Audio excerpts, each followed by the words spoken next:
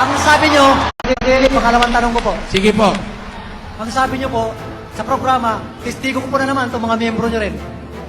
Sabi nyo po, sa lahat ng reliyon, naitapo na si Satanas. Nasa lupa nga nila eh. Nasa lupa rin ganito. Ang sabi nyo, dito pa lang, sa ibabaw ng lupang ito, kayo pa lang ang nakapagpaliwanag na si Satanas sa inyo, sa pananampalataya ninyo, ay hindi pa niyahagi sa lupa. Ayun ho ang isinagot nyo noon. Ito, ano po ito sa TV? Ngayon. Po ito. Sige.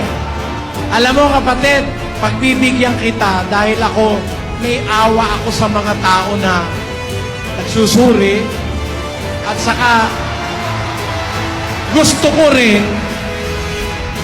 ko rin mapatunayan ng namumuntos. Kung namumuntos lang, yung nagsusuri, naaawa ko. Pero kung namumuntos lang, gusto ko mapatunayan ng namumuntos na hindi niya ako kayang duru-duruin kahit kailan. Eto. Ang pinagbabatayan dyan, yung Apokalipsis 12:9 ng Apokalipsis. Babasa tayo. Pakilagay sa screen. At inihagis ang malaking dragon, ang matandang ahas, ang tinatawag na Diablo at Satanas, ang dumadaya sa buong sanglibutan. Siya'y inihagis sa lupa at ang kanyang mga anghel ay inihagis na kasama niya. Jeez! At narinig ko ang isang malakas na tinig sa langit na nagsasabi, "Ngayoy dumating ang kaligtasan at ang kapangyarihan at ang kaharian ng ating Diyos at ang kapamahalaan ng kanyang Kristo. Sapagkat inihagis na ang tagapagsumbong sa ating mga kapatid na siyang sa kanila'y nagsusumbong sa harapan ng ating Diyos araw at gabi." Kailan naganap yan? Naganap na ba yan? Hindi pa nagaganap yan, kapatid. Hindi lang itinuturo sa'yo ni Manalo dahil tinitya ko sa'yo, hindi alam ni Manalo yan. Pakikita ko sa'yo ngayon. Pakikita ko sa'yo ngayon. Pakikita ko sa bayang Pilipinas. Alam mo kasi, tinutulan niya ng mga ministro mo eh. Ha? Tinutulan niya ng mga ministro mo sa programa. Ayoko sanang ipaliwanag ito eh.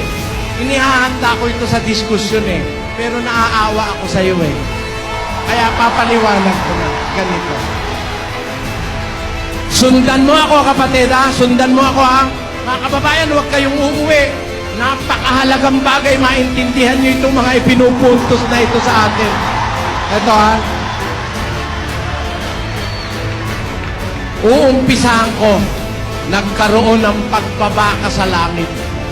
Si Miguel at ang kanyang mga anghel ay nakipagbaka sa dragon. Ang dragon at ang kanyang mga anghel ay nakipagbaka.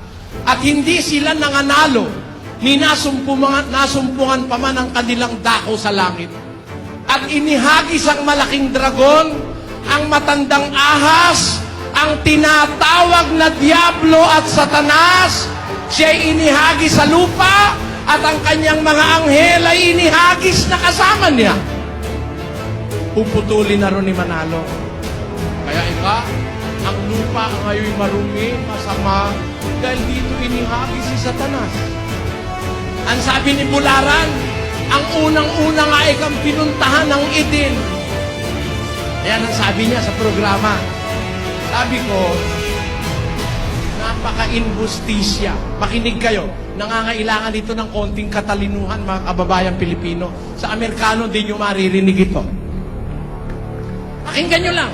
And justify it for yourself. Ito ha.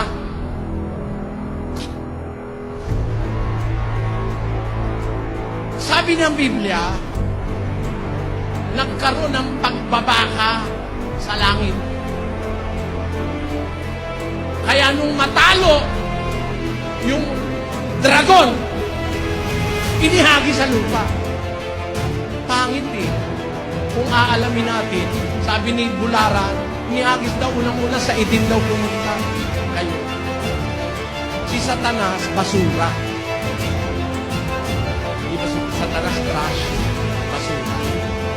Hindi ba ang Eden, isang espesyal na lugar para alagaan ng Diyos si Adan at si Eva?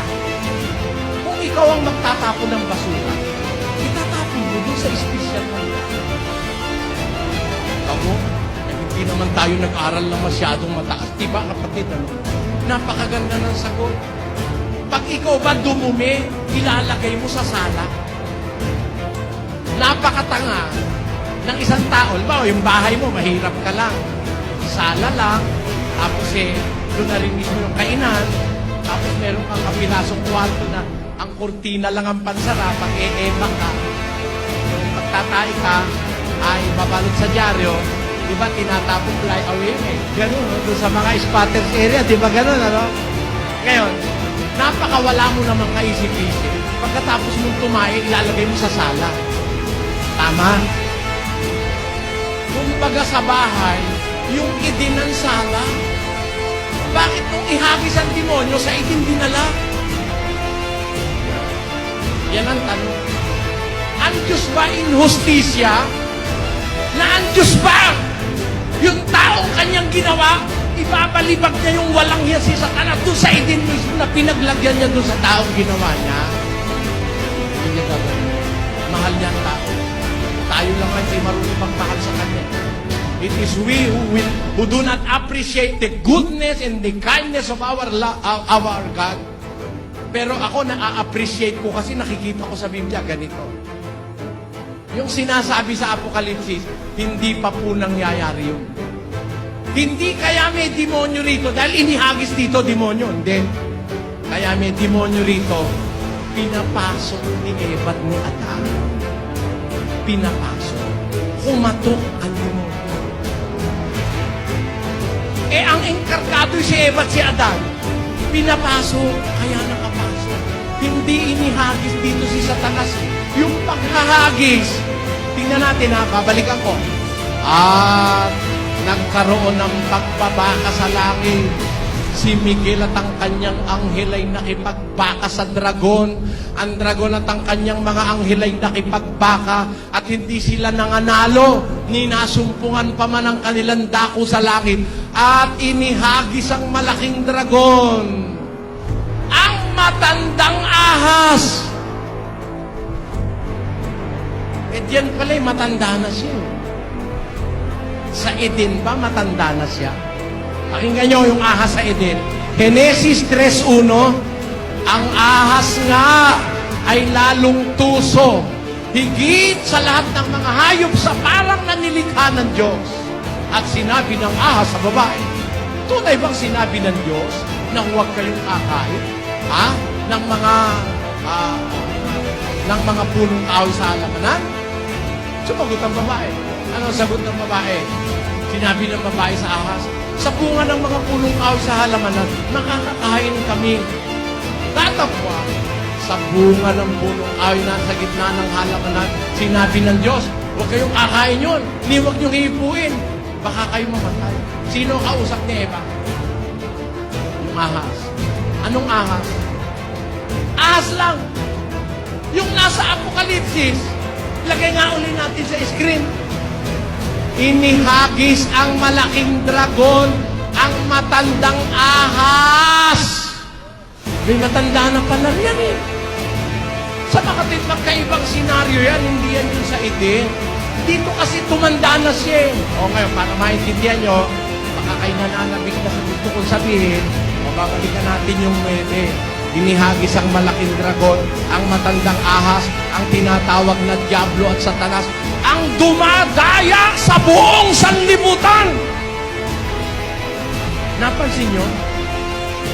Buong sanlibutan nadaya niyan eh. E di hindi pa lang yan sa Eden.